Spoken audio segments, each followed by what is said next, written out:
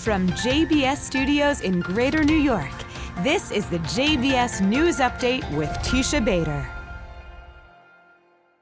I'm Teisha Bader with the JBS News Update for Friday, October the 23rd, 2020. We open with more historic news today. President Trump announced that Sudan will start the process of normalizing ties with Israel. The move comes after the transitional government of Sudan transferred $335 million into an escrow account for American terror victims and their families, and the U.S. officially removing Sudan from its terror list.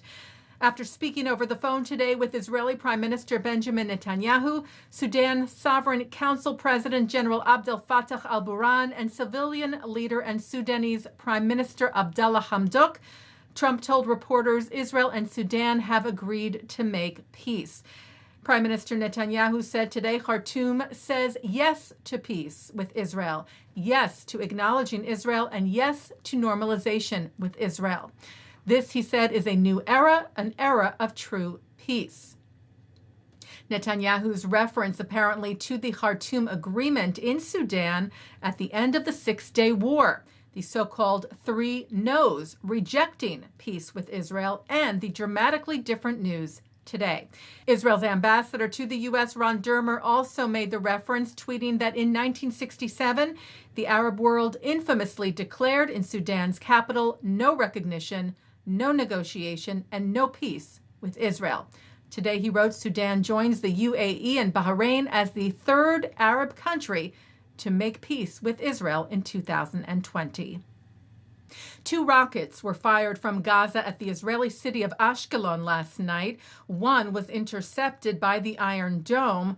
The other apparently landed in an open area. There were no injuries reported. In response, the IDF tweeted that Israel's Air Force struck Hamas military targets in Gaza, including a weapons manufacturing facility and underground infrastructure. This is the third rocket attack this week. The first was on Tuesday, just a few hours after the IDF uncovered a terror tunnel built in Gaza that crossed into Israel. Israel's Defense Minister Benny Gantz is back in the country after a brief trip to the United States. As we reported to you, Gantz met in Washington yesterday with his American counterpart Mark Esper and others at the Pentagon to discuss primarily Israeli concerns over the U.S. selling F-35 fighter jets to the United Arab Emirates and the impact on Israel. Gantz tweeted that at the Pentagon, the two signed a joint declaration confirming the United States' strategic commitment to Israel's qualitative military edge in the Middle East for years to come. This declaration, Gantz said, of course, has practical measures, and this isn't the place to expand on them, but I can say this: the security of Israel has made a major leap forward. Guatemala is said to be the latest country to declare Hezbollah a terror organization in its entirety.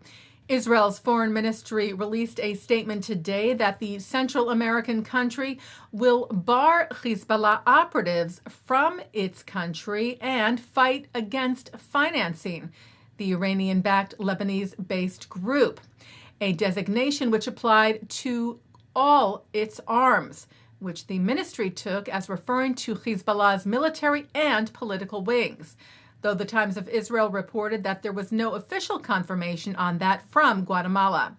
Foreign Minister Gabi Ashkenazi praised the move, tweeting today, thanking the Guatemalan government and writing, I am pleased that the multi-pronged diplomatic effort led by the Israel Foreign Ministry and the defense establishment to recognize all the arms of Hezbollah as a terrorist organization is bearing fruit across the world and particularly in Latin America.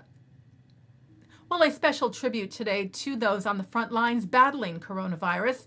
The Jerusalem Post reports that 6 private aircraft took part in a flyover above 5 hospitals across Israel, all piloted by Israeli Air Force veterans, organized by IDF Lieutenant Colonel in Reserve Meir Indor, who said the salute was to recognize the healthcare workers and to remind everyone of their joint responsibility in fighting the pandemic.